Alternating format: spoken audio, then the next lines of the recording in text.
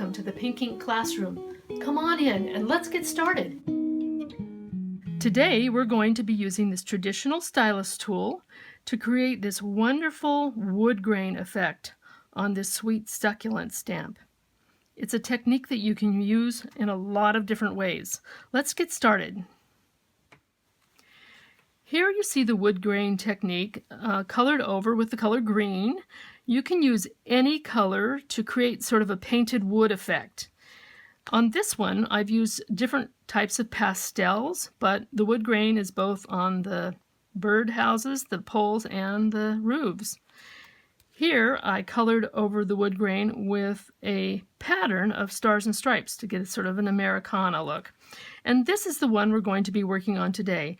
This is a box of succulents, and we're going to color this nice traditional brown wood panel on the front using the stylus to create the wood grain. Let's begin. I want to use this blow up first to show you how the wood grain sort of flows.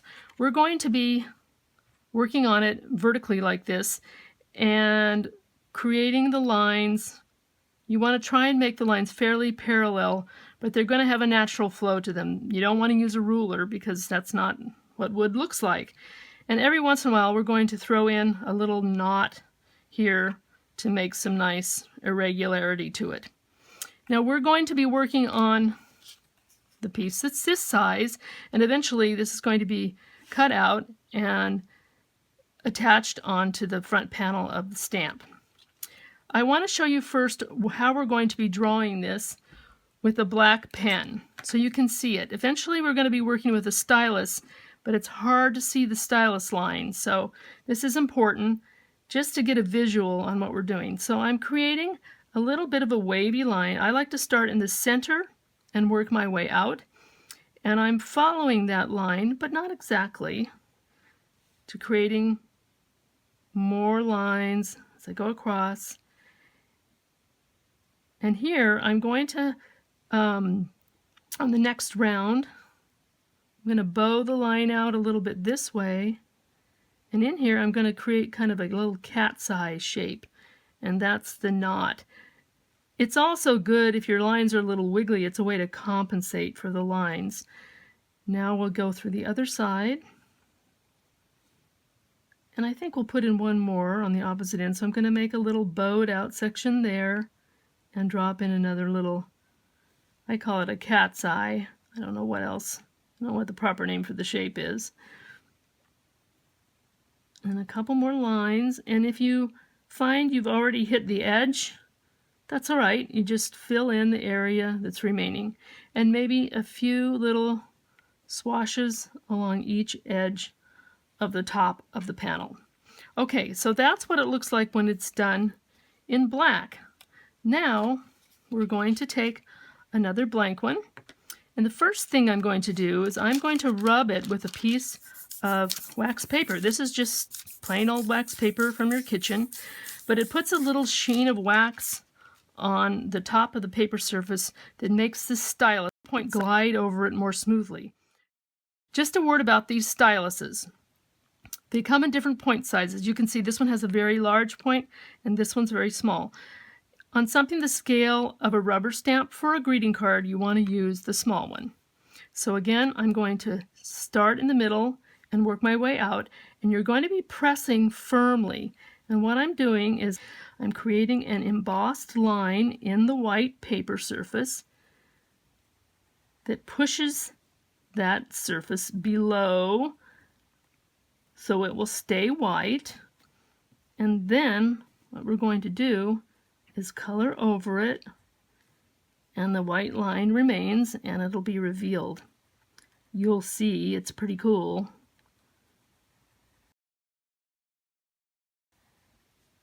And again, I'm making a few little bowed areas where those knots will be.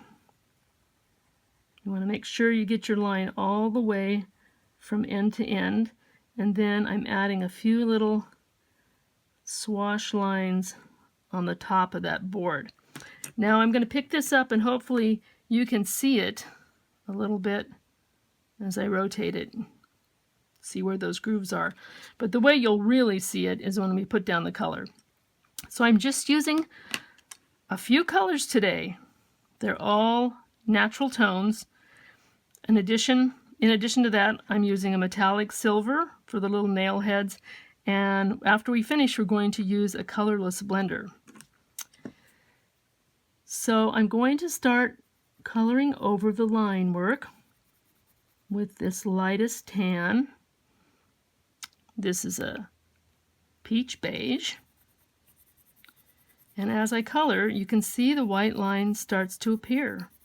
And really, the firmer you color, the easier it is to see the lines, the more crispness the lines will have. You want your pencil point to be a little bit dull when you do this, because if it's too pointy, the point will fall into these grooves. So slightly dull is good in this case. And I'm going to use the same color base layer over the whole thing. And what I'm going to do is kind of leave this edge, this lighter color, and then darken up the front of the board. Next, I'm going to use a sienna brown. Same thing. You maybe want to rotate a little bit when you're right up to that edge. And then just kind of start coloring in a diagonal motion. You want to cross the lines, but not horizontally, because it ends up looking very choppy.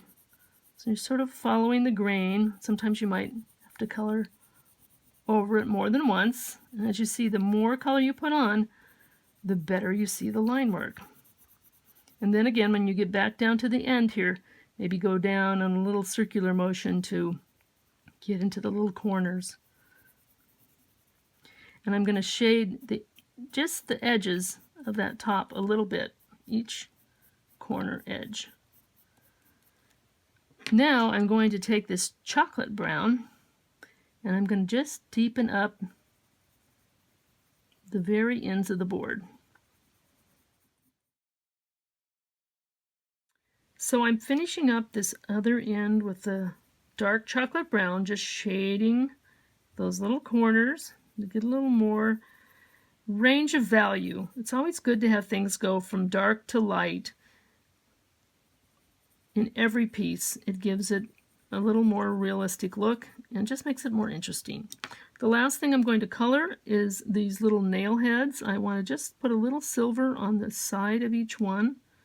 And there's a little tiny white highlight on each one. That's just a small thing. And now I'm going to use this colorless blender and just color over the pigment to smooth it out a little bit. You could have your wood be just grainy like it is, but I kind of like how it fills in all the cracks and crevices and makes your line work even more distinct. And this is just the last coating that you're going to use. Kind of polishes it up. And now you can see how you would cut this out and place it on the front of the box, pop it up a little bit, and it makes it look like a realistic piece of wood. Pretty neat. And that's how you color wood grain.